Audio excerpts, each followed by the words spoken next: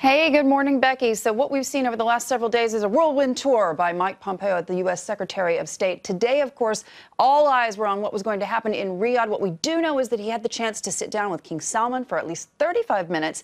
And he also sat down with Mohammed bin Salman, the Crown Prince of Saudi Arabia, for about 45 minutes. Now, there were conflicting reports about what actually went on during this meeting. And we know from State Department officials that I've been speaking to that they really were hoping to put the Khashoggi murder at the top of the agenda. But in a tweet, Secretary of State Mike Pompeo essentially saying there, they discussed Yemen, they discussed Iran, Syria, Afghanistan. They were grateful for Saudi Arabia's support for the UN in the process in Yemen, but no mention of Khashoggi. Now, I do have to say, over the weekend here in Abu Dhabi, we were hearing from these energy ministers, and one of the things that they kept saying to me was, we are concerned about the geopolitics going into 2019 as it affects the oil markets. One of the folks I spoke to, of course, Khalid Al-Fallah, he's the number one man at OPEC. He's the guy that everybody here in the region is listening to when it comes to what's going to happen over the next year. Let's listen into what he had to say, because he told me he is worried about volatility.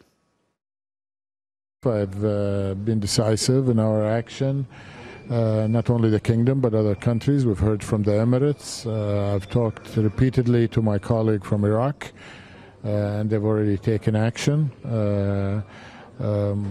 Russia has started slower than I like, but they've started, and we will, I'm sure, as they did in 2017, ultimately catch up and be a positive contributor to rebalancing the market.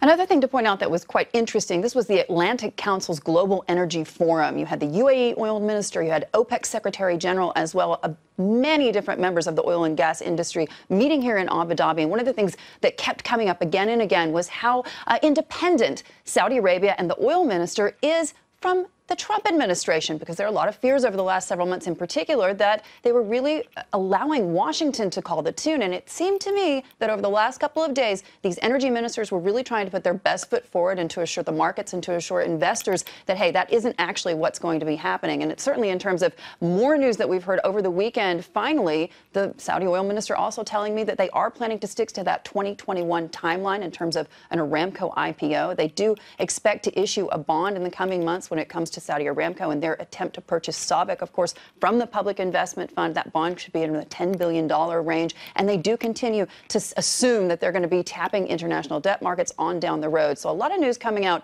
over the weekend. And I have to tell you, speaking to these energy ministers and speaking to these industry insiders, one of the things they kept saying to me is they know that they have to do a much better job about communicating their message to the markets, communicating to investors about what's going to happen next. And it seemed to me, guys, as if they really wanted to do some kind of OPEC or OPEC plus rebrand.